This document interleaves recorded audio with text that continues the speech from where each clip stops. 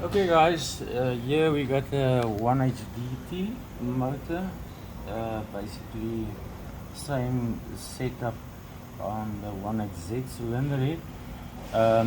It is not where we don't got the rockers and the rocker screws and nuts to adjust the valve clearance. Here you got shim buckets. That's not hydraulic lifters, it's shim buckets with shims.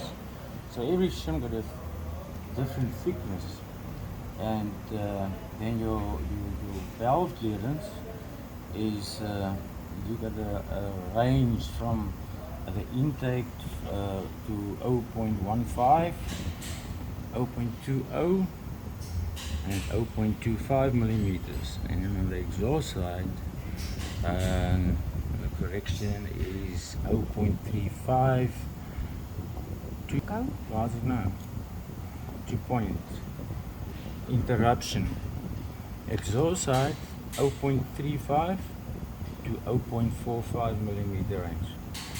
So yeah, I fitted a new camshaft, so the valve clearance is going to be out, and I already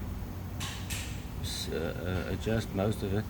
And the reason why I can turn the camshaft here without the valves touching the piston, you don't turn the engine to TDC, top dead center. You turn it to the mark when you do your timing belt. So the engine, all the pistons is not on the top, so it cannot reach or touch the pistons. So here we're gonna do number 3 cylinder, and you got a tool. Basically you need this tool to do it. There is 2 grooves there. I could have made it a little bit wider, because sometimes it's only touching one spring and not the other one, but then you just do it one by one. So what you need is this, a magnetic finger, and a little screwdriver just to, there's your shim bucket, and you need to just give that a twist so it can come out when you adjust the clearance. And okay, yeah, we already all right. Then obviously we need a feeler gauge. So let's check here. We're gonna take this one, check 0.15. I think I must put my glasses on. Yeah, there's 0.15. That goes through nicely, and unfortunately you have to check and check, and there's it just through. So it's measuring 0.20 millimeters, which is fine. And on the exhaust side, we're gonna check it. Minimum 0.35.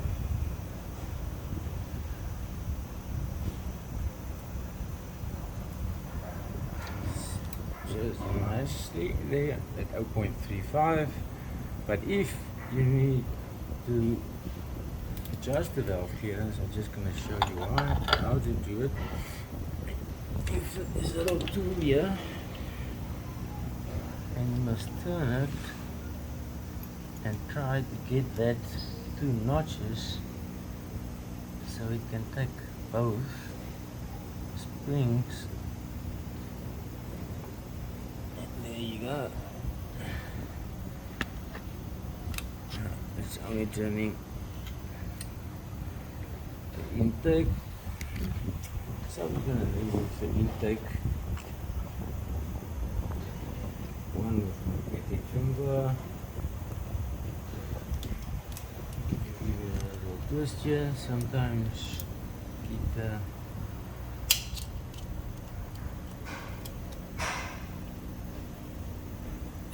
there you go, and it always slips out on the exhaust side, the intake side.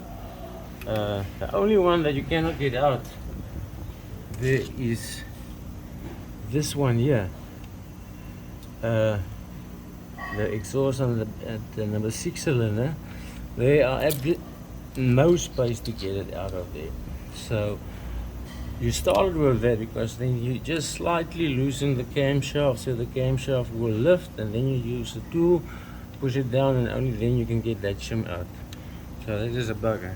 So what you basically do is, if it was too tight now, I'm just going to take a vernier here. The day from battling with my chrometers is also gone. So here I get a shim of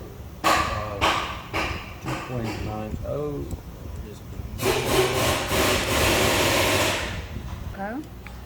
Okay, here we got a shim 2.90. If it was, say for instance, a 3.10, then you just go to your chart. There is a chart. I got the shims lying out here on the table, and Marnet will show it's not just sitting on top of a bumper. So then you just check your shim size and you select the correct shim to give you the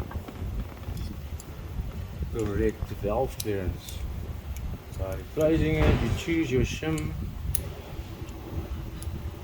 and you just slide it. You go in, you put it out in there, push it down,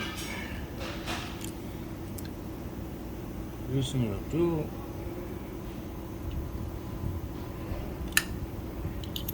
take it out.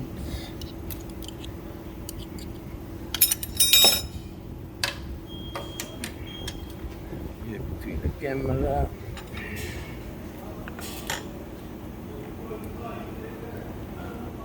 You're not going into the engine.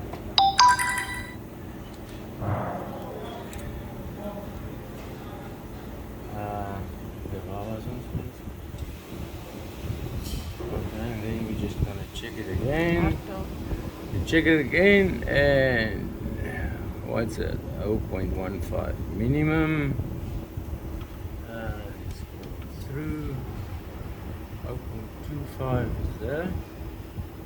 Maximum.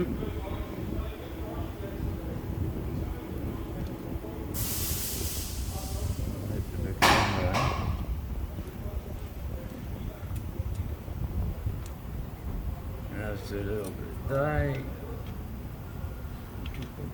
2.25.